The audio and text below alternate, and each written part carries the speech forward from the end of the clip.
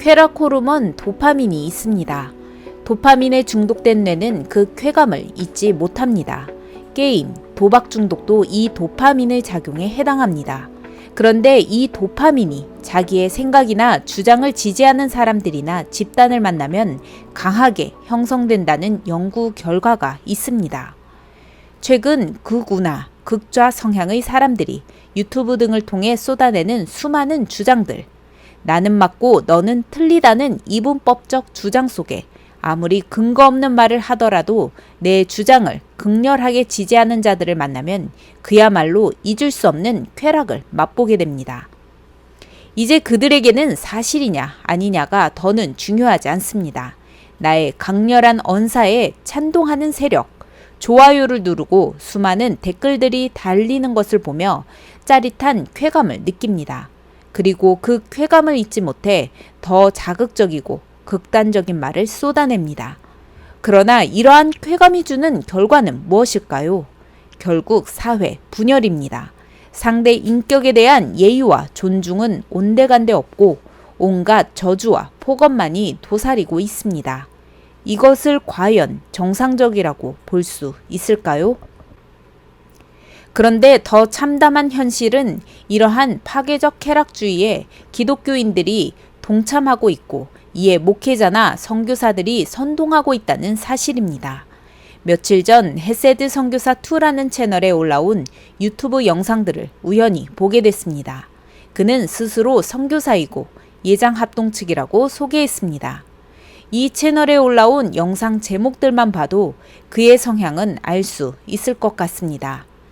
그중 높은 조회수 중 하나인 소강석 목사는 가짜뉴스와 전쟁 선포하지 말고 진짜 주사파와 전쟁하라는 제목의 영상을 살펴봤습니다. 제목부터 매우 극단적인 성향이 드러나 있습니다. 역시 이 영상에는 좋아요 수도 무려 10,000명을 훌쩍 넘기고 수많은 댓글들이 달리고 있습니다. 영상 서두부터 소강석 목사라는 사람이 부총회장 된 것 기분 나쁘다. 후배 목사로 소강석 목사 설교 판단해서 죄송하지만 그게 설교냐며 인신 공격으로 시작합니다. 이어 그는 가짜뉴스와 전쟁 선포하겠다고요? 그렇게 억울하셨습니까? 주사파라고 한 것이 그렇게 싫었습니까? 주사파 정권에 합류하니까 그런 소리 듣는 거예요. 라고 발설했습니다. 심지어 그는 목회자의 설교 내용까지 비아냥거렸습니다. 특히 소강석 목사의 주일 설교를 딴따라, 유치원생 수준, 저질이라는 표현까지 써가며 공격했습니다. 본인도 선교사, 목사라면서 어떻게 다른 목회자의 설교에 대해 원색적인 비난을 쏟아낼 수 있을까요? 더군다나 자신이 속해 있는 교단 목회자이자 현 부총회장으로 앞으로 교단의 얼굴이 될 인물을 거침없이 비난하는 모습은 가히 나쁘끄러운 수준입니다.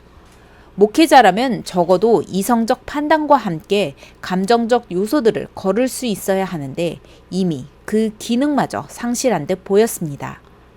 왜 이 선교사는 자신의 신분을 망각한 채 열을 내며 소강석 목사의 설교를 조롱한 것일까요? 소강석 목사가 주사파 뉘앙스라도 풍긴 것일까요? 설교를 들어봤습니다. 하지만 오히려 소강석 목사는 공산주의, 네오막시즘의 위험성을 알렸을 뿐 아니라 주사파 사상을 가지고 종북적 통일이 아닌 예수 그리스도 안에서 복음 중심의 평화 통일이 이루어져야 한다고 강조했습니다. 종북 주사파 사상을 가지고 종북적 통일을 하자는 말이 절대로 아닙니다. 우리 한국교회가 지향하는 통일 지향점은 뭐냐? 예수 그리스도 안에서 피 흘림이 없는 복음 중심의 평화 통일인 줄로 믿습니다. 이미 상식을 넘어선 비난을 시작할 때 사실은 중요하지 않게 됩니다. 본인 스스로 우파라 말하면서도 공산주의, 사회주의를 막아야 한다는 우파와 동일한 사상과 가치를 주장한 사실을 인정하려 들지 않습니다. 하지만 영상 속 선교사는 가짜뉴스에는 휘말리고 싶지 않았던 것일까요? 당신은 주사파는 아니야 라는 말을 섞어가며 단지 모욕적인 언사만 내뱉었습니다. 게다가 이관계까지 쓰는 모습은 탄식마저 나오게 합니다. 영상 중간중간 같은 교단의 총신대 출신의 모 목회자를 띄우면서 소강석 목사를 비난하거나 혹은 당신 개혁 측이잖아, 100% 합동 측 아니잖아, 광신대 출신이더만 등의 발언을 일삼는 것입니다. 이런 내용들만 봐도 그가 영상을 올리는 목적이 합리적 비판이 아니라는 것을 알 수 있습니다. 다만 타겟 대상을 향해 자극적인 비난과 매도를 과감없이 휘두르고 그런 자신을 향한 열렬한 지지자들의 좋아요와 댓글에 강렬히 도취된 것일 뿐입니다.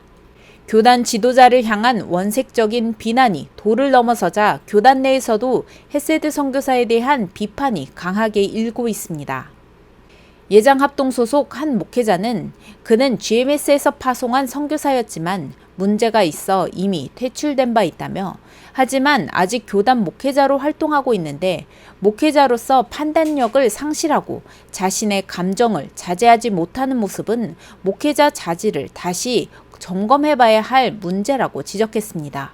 또 다른 목회자도 이념주의와 자기 신념에 빠진 자의 소리라며 전혀 성경적이지도 않을 뿐더러 자기가 세운 기준에 모든 것을 맞추려는 좌파 운동권이나 마찬가지로 우파 운동권으로밖에 안 보인다고 했습니다.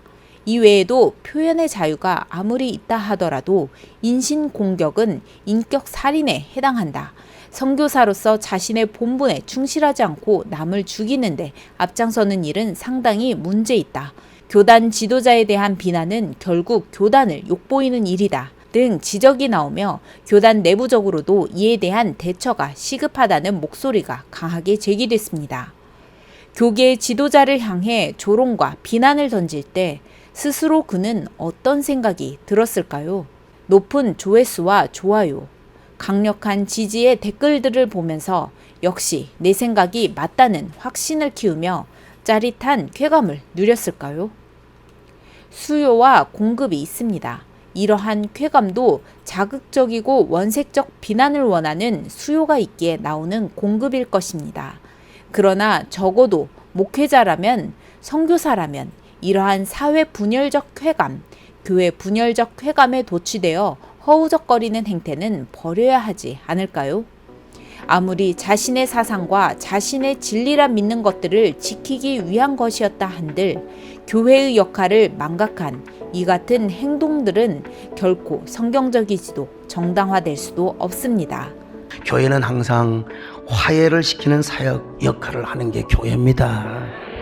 그럴 때 하나님께서 우리를 보정하사 대한민국에 복을 주신 단 우리 기독교인들은 기독교 성경적인 세계관과 가치관을 가지고. 기자의 시각, 전민주 기자입니다.